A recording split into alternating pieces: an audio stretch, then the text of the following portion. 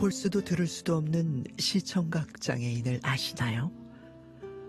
법적 장애 유형에 등록되지 않아 복지 사각지대에 놓인 소중한 이웃들입니다. 시청각 장애 공감 프로젝트 어둠과 정막으로부터를 통해 인식 개선과 사회적 공감을 함께하고 싶습니다. 이 프로그램은 방송통신위원회의 방송통신발전기금을 지원받아 제작한 것입니다. 시청각장애 공감 프로젝트 어둠과 정막으로부터 지금 시작합니다. 네, 시청각장애 공감 프로젝트 어둠과 정막으로부터 오늘 벌써 11번째 시간입니다. 오늘도 함께할 분을 소개할게요. 어서 오세요. 반갑습니다. 안녕하세요. 네, 우리 제주도 농가복지관의 정우자 실장과 함께합니다. 그나저나 추석 연휴는 잘 보내셨어요? 네. 네. 어떻게 좀 잘 많이 드시고 쉬시고 그러셨어요? 네, 이번에 좀 연휴가 길어서 네, 많이 네. 쉬었습니다. 많이 쉬셨어요? 네. 얼굴 또 뵈니까 잘 쉬신 것 같네요. 네. 또 이렇게 재충전의 시간이 또 필요한 것 같아요. 그죠? 자, 오늘도 보는 라디오도 열어두고 있어요. JRBS 스페셜 너튜브 들어오시면 또 우리 정우자 시장님과 함께 할 수 있습니다. 저희가 이제 시청각 장애인분들의 그런 삶과 또 이야기들을 함께하고 있는데요. 자, 오늘은 가족에 대한 이야기를 좀 해보려고 해요. 그죠? 네. 지난번에 우리 시청각 장애인 당사자인 또 신철홍 씨와 함께 추석 전에 이야기 나눴던 기억이 있는데 이번에는 가족분들도 사실 당사자들 못지않게 또 어렵기도 하고 그죠? 또 어려운 삶들이 있다고 하는데 어떤 부분이 있는지 함께 또 공감하는 시간 가져보도록 하겠습니다. 어떻게 살고 계세요? 네, 만나보시면 어떤 얘기 또 하시는지 궁금해요. 예, 저희 실태조사를 다니다 보면 또 많은 분들이 혼자 사시거나 네. 가족의 관심을 받지 못하시는 분들도 있는 반면에 네. 또 더 많은 분들은 가족분들이 전적으로 당사자분을 케어하고 또 경제적인 부분까지 전적으로 책임지고 부담하면서 네. 힘들게 지내시는 분들이 굉장히 많았습니다. 네, 네. 시청각장애인 분들이 제도적으로 지원을 받지 못하고 복지 서비스의 사각지대에 놓여 있다 보니까 그 책임은 이제 오롯이 가족분들이 지게 되는 건데요. 그렇다 보니 가족분들은 개인의 생활은 모두 다 포기하고 하루 24시간 동안 당사자분만을 위한 삶을 살게 되는 경우가 되게 많았습니다. 네네. 이런 상황들 때문에 그 시청각 장애인의 가족들 또한 경제적 문제뿐만 아니라 심리적인 우울감과 부담감, 스트레스가 상당히 심했고요. 그렇네요. 또 시청각 장애인 당사자를 전적으로 내가 책임을 져야 된다라는 중압감을 또 많이 느끼시고 계셨습니다. 그래요. 그 중압감, 부담감이 얼마나 크겠어요. 그런 것들을 못 이겨서 우리 사회 곳곳에 한 번씩 보면 그런 안타까운 사고들이 있잖아요. 네. 함께 왜 목숨을 잃는다든지 직접 목숨을 끊어야 되는 그런 상황에 처하는 분들까지도 우리가 만날 수 있는데 우리 사회에 이런 그 시스템이 마련이 돼야 된다는 생각이 더 들어요. 정말 얘기만 들어도 힘드신 그 삶들이 느껴지는데요. 오늘 그러면 좀 더 구체적으로 좀 삶에 대해서 좀 깊숙이 들어가 볼게요. 사례가 있다면서 좀 소개해 주신다면요. 네, 오늘 세 분의 사례를 준비를 했는데요. 네네. 첫 번째 사례는 부부의 이야기입니다. 네. 시청각 장애인 분이 아내분이신데요. 이분은 한쪽 눈은 전혀 안 보이시고 또 다른 한쪽 눈은 약간의 시력이 남아있긴 하지만 눈앞에 아주 가까이 되면 간신히 글자를 읽을 수 있는 정도였고요. 또 청력도 한쪽은 전혀 안 들리시고 다른 한쪽도 보청기를 착용하면 소리가 약간 들리긴 하지만 발음의 구분이 거의 되지 않아서 소리가 있다는 정도만 아실 수 있는 정도의 청력이었어요. 네네. 그리고 허리도 많이 안 좋으셔서 이제 오래 앉아 있는 것도 힘들고 자리에 앉거나 앉았다 일어서는 것도 혼자서는 불가능한 상태였고요. 이분은 이제 자녀분들은 모두 독립하고 남편분과 두 분이 함께 살고 계셨는데요. 네네. 이 남편분께서 24시간 내내 옆에 계시면서 이제 모든 일상생활을 도와주시고 계셨습니다. 24시간 내내요. 네. 와. 이 당사자분이 집 안에서 넘어져서 크게 다치는 사고가 있었어요. 그래서 집 안에서도 혼자서 이동하기 위험한 상황이었고 또 지금은 혼자 움직이는 것 자체가 힘든 상태이기 때문에 이제 남편분이 계속 같이 있을 수밖에 없는 상황이라고 말씀을 하셨는데요. 네네. 또 집 밖으로 외출하는 것도 병원 진료나 아주 음. 가끔 시장에 가는 게 전부인데 이것도 남편분이 동행해야만 가능하다고 하셨어요. 그렇군요. 네, 그렇다 보니 남편분도 이제 경제 활동이나 이런 다른 활동은 아무것도 하지 못하시고 또 받고 있는 국민연금과 장애수당이 아주 약간 있지만 이걸로 생활비와 병원비, 약값을 모두 감당하기에는 부족해서 젊었을 때 모아두었던 적금을 이제 조금씩 쓰면서 살고 계셨고 네, 그마저도 바닥나면 그 다음엔 어떻게 해야 될지 모르겠다는 막막한 상황이었습니다. 앞이 미래가 정말 깜깜하다 이런 말씀 하실 것 같아요. 그러니까 24시간 내내 밀착 케어를 하셔야 되는 상황이니까 네. 남편분 전혀 경제적으로 생활할 수도 없는 거고 이런 분들은 저희 활동 뭐 서비스 같은 지원 서비스 같은 거 받으면 좋지 않을까 싶긴 한데요. 어떤가요? 좀 네. 저희가 방문했던 당시에는 아무런 지원도 받지 않고 계셨는데요. 네. 남편분께서 아직까지는 본인께서 모든 것을 할 수 있기 때문에 그런 지원은 더 어려운 사람이 받아야 된다라고 하면서 안 받으셨어요. 어머. 그래서 남편분께서 건강이 괜찮을 때까지는 아무런 도움이 필요 없지만 만약 앞으로 더 힘들어지고 남편분이 지원을 할 수 없게 되면 그때 신변 처리나 이동 같은 도움을 요청을 할 생각은 있다고 말씀을 하셨어요. 네.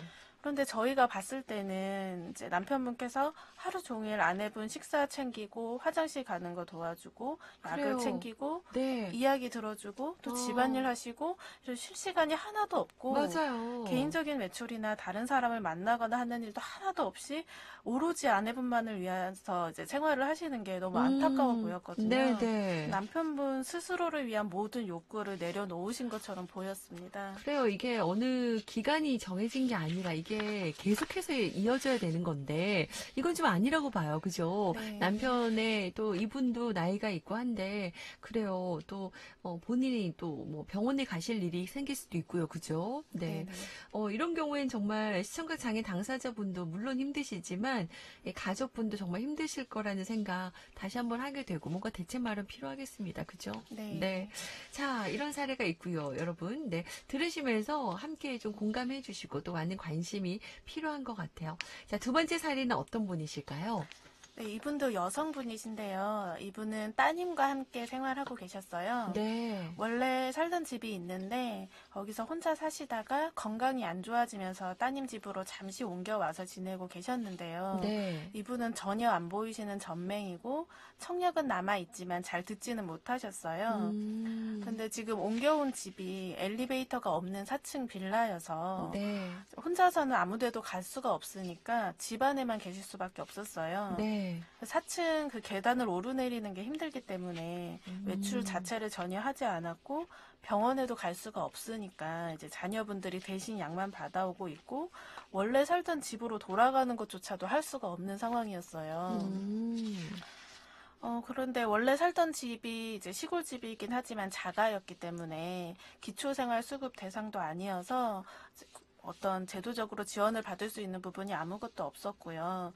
그래서 따님이 모든 지원을 다 하고 계셨어요. 네. 따님의 입장에서도 하루 종일 어머니를 케어를 해야 되기 때문에 본인이 아무것도 할 수 없으니까 어머니가 주간보호시설이라고 또 좀 낮에라도 다닐 수 있으면 좋겠다는 생각이 있지만 네. 어떻게 신청하는지도 모르고 아무 정보도 없어서 신청을 하지 못하고 계셨고 네. 또 활동지원사나 요양보호사 제도 같은 것도 있는 건 알지만 이용을 하려면 이제 기초생활수급권자가 아니기 때문에 자부담 비용이 발생하는데 네. 형편이 어려워서 이 자부담 비용이 너무 부담스러운 거예요. 그래서 이용을 할 수가 없는 상황이었습니다.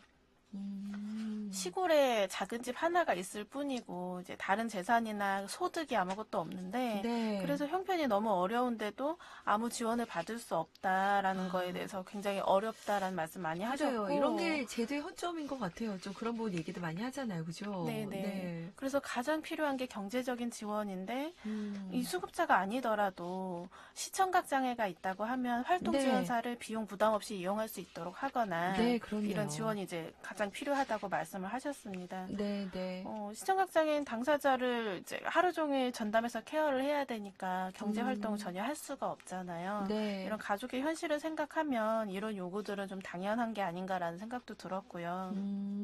맞아요. 따님의 입장에서 아무것도 못하고 어머니를 계속 케어하고 있는데 이런 가족에 대한 지원은 왜 없는지 네. 가족을 지원해 주는 것도 필요하다고 호소를 하셨습니다. 네, 그래서 네. 복지 서비스에 대한 정보도 없고 지원받는 것도 없이 모든 걸 혼자서 다 하고 있는 따님의 어려움이 저희도 많이 공감이 됐고 정말 안타까워서 기억에 남는 사례였습니다. 정말 그 따님이 정말 안타깝게 계속해서 호소하는 부분들 우리도 많이 공감되잖아요. 그죠, 여러분? 어떻게 들으셨어요? 그래요. 복지 서비스에 대한 그런 정보도 전혀 없고 지원받는 것에 대해서도 전혀 모르고 오로지 이 따님이 그것들을 다 감당해야 된다 생각하면 너무나 힘드실 거라는 생각이 듭니다. 또 가족이라는 이유만으로 희생을 강요할 수도 없는 부분이고요. 그죠? 네. 이분의 또 인권도 있는 거 아니겠어요? 자, 안타까운 부분 또 두 번째 사례도 말씀해 주셨어요. 이 시청각 장애인을 위한 지원 이 참 부족하고 이런 또 그 법이 따로 정해져 있는 게 아니라서 그죠? 네네. 여러 가지 맹점들이 좀 드러나는 것 같아요. 이런 사례가 그래서 더 많을 수밖에 없겠네요, 그죠? 네. 그래서 세 번째도 좀 비슷한 사례인데요. 네. 이분도 여성분이신데 살기는 혼자 살고 계셨고 이분은 음. 따님이 가까운 곳에 살고 계셨어요. 네. 따님도 가정이 있지만 어머니가 혼자 사시게 되니까 이제 어머니를 같이 종종 볼 수 있게 가까운 곳으로 이사를 오게 된 것인데요. 네. 이제 따님은 본인의 가정도 있어서 생계를 꾸려가야 되기 때문에 근처에서 밭일을 하시는데 그러면서 중간에 하루에 2번씩, 3번씩 어머니에게 방문을 해서 식사도 준비하고 집안일도 하면서 이제 모든 걸 도맡아서 하고 있었습니다. 그러다 보니 어머니도 딸에게만 의지를 하시고 네. 다른 사람이 방문하는 것을 꺼려 하셨어요. 본인의 장애가 드러나는 것도 별로 좋아하지 않으셨고요. 그래서 독거노인 말벗 서비스 같은 것도 원하지 않으신다고 하셨어요. 근데 어머니가 이제 시청각 장애도 있지만 다리도 불편하셔서 보행이 전혀 안 되시는데 그래서 집 안에서도 앉아서나 기어서만 이동을 하시거든요. 네. 그런데 장애 등록은 경증의 시각 청각 장애로만 되어 있었어요. 아주 오래전에 장애 등록을 하셨던 건데 지금 상태에서는 더 높은 등급을 받거나 다른 장애를 추가로 등록할 수 있을 것 같은데 그게 가능하다는 것도 전혀 모르고 계셨고 그런 정보가 없었군요. 네. 그리고 교통약자 이동지원 서비스나 활동지원사, 요양보호사 같은 제도가 있다는 것 자체도 전혀 모르고 계셨어요. 아니, 따님도요? 따님도 전혀 모르고 이런 계셨고요. 정보를 전혀 모르시다니, 네. 그래서 내가 딸이기 때문에 가족이니까 당연히 해야 한다고 생각을 이렇게. 하시고 모든 걸 혼자서 감당을 하고 계셨던 거예요. 네, 네. 그래서 밭에서 일을 하시다가도 한두 시간 단위로 계속 어머니에게 전화를 하고 근데 어머니가 전화를 받지 않으면 또 혹시 무슨 일이 맞아요. 생겼을까 봐 걱정 생기죠. 하던 일 모두 놓고 집으로 와서 확인을 또 해보는 거예요. 그래서 일상생활도 거의 되지 않고 아주 불안한 상태였습니다. 그렇겠군요. 어머니 입장에서도 이런 사실을 알고 있고 그 딸에게 너무 미안한 마음이 크다 보니까 어디가 아파도 아프다고 말씀도 안 하시고 불편한 게 있어도 그냥 꾹꾹 참으시고 계셨어요. 네, 네. 아프다고 하면 또 따님은 만사 제쳐놓고 병원에 가자고 할 테고 또 그러면 그날은 하루 종일 일을 못 하시게 되니까 그렇네요. 이렇게 계속 참으셨는데 그러다가 증상이 심해지면 또 따님은 나중에 아니까 왜 미리 말하지 않았냐고 답답해 하시고요. 이렇게 서로에게 미안함과 답답함, 안타까움을 함께 가지고 두 분이 모두 힘들게 살아가고 계셨습니다. 참 답답합니다. 그죠? 그나마 있는 그런 정보도 네. 잘 모르시고 어떻게 보면 조금이나마 조금 더 지원받을 수 있는 부분도 있었는데요. 부족하지만. 네. 근데 아무튼 이 사례 세 가지 공동을 다 들어보면 가족이라는 것 때문에 서로 그렇게 부담을 갖고 또 평생 사는 건 아니라는 생각이 들어요. 그죠? 사회적으로 네, 케어가 필요하고 이런 지원 대책 마련 또 법이 필요하다는 거 다시 한번 좀 느끼게 되고요. 사실 미국 같은 경우에는 거의 1인당 다 이렇게 있죠. 케어하시는 분들이 네. 정해져 있죠. 맞습니다. 네네. 예전에 우리 문성은 관장님 오셔서 헬렌 켈러 법이나 헬렌 켈러 센터 다녀오셔서 그 얘기 전해주실 때 우리가 너무 부럽다 이런 생각을 했었는데 이제 부러워만 할 것이 아니라 우리에게도 이런 법이라든지 이런 대책 마련을 위해서는 또 우리 모두의 공감대와 또 관심이 필요하다는 생각이 들고요. 아무튼 정보가 부족했던 부분들은 많은 분들이 좀 알려주셔서 그죠? 홍보가 돼야 될 거라는 생각도 들어요. 자, 이용할 수 있는 서비스나 제도라도 제대로 네, 받으셔야죠. 좀 이런 것들을 더 알릴 수 있는 방법들도 필요하겠네요. 어떤가요? 네, 맞습니다. 요즘은 사실 정보가 굉장히 많고 네. 정보에 접근하는 게 쉽다고들 많이 얘기를 하지만 네네. 여전히 정보 접근이 어려운 분들이 많이 있거든요. 네네. 특히 이제 제주 지역에서는 읍면 지역에 거주하시는 분들의 경우에는 이용할 수 있는 서비스 자체에도 한계가 더 많지만 또 맞아요. 그나마도 이용할 수 있다는 자체를 모르시는 경우가 굉장히 많았습니다. 네. 또 제도는 있지만 정작 필요한 사람들은 이용 자격이 되지 않거나 아니면 아까 말씀드린 것처럼 비용 부담으로 그 서비스 이용을 포기하는 사례도 많이 나타났는데 네. 또 어떤 면에서는 가족이기 때문에 희생은 당연하다라고 또 여기면서 또 가족을 위한 지원은 거의 없다는 것도 저는 문제라고 생각이 되었습니다. 그렇네요. 네. 네, 그래서 시청각 장애인 가족을 위해서 가족이 장애를 이해할 수 있도록 시청각 장애 이해 교육을 하면서 동시에 또 이용 가능한 복지 서비스에 대한 정보를 제공하고 신청할 수 있도록 지원하고 또 잠시라도 돌봄의 의무를 내려놓고 쉴 수 있는 지원이 무엇보다 필요하다고 보여지는데요. 네네. 사실 그 시청각 장애인 당사자를 위한 서비스 지원 체계도 제대로 마련이 되지 않은 상태에서 가족에 대한 지원을 말하기가 아직은 조금 조심스러운 상황은 있지만 네. 그렇다고 또 무시되어서도 안 된다고 생각이 듭니다.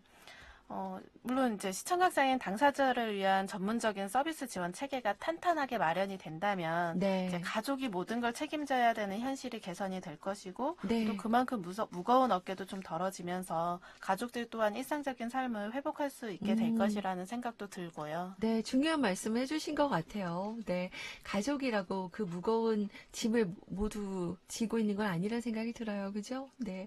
자, 일상적인 소중한 그런 삶들 회복할 수 있도록 또 많은 관심과 대책 마련이 필요하겠고요. 또 이런 또 인력 배치들이 많이 돼 있어야 될 것 같아요. 인력이 또 많이 부족하잖아요. 턱없이 그렇죠. 공무원들도. 예. 그죠? 네.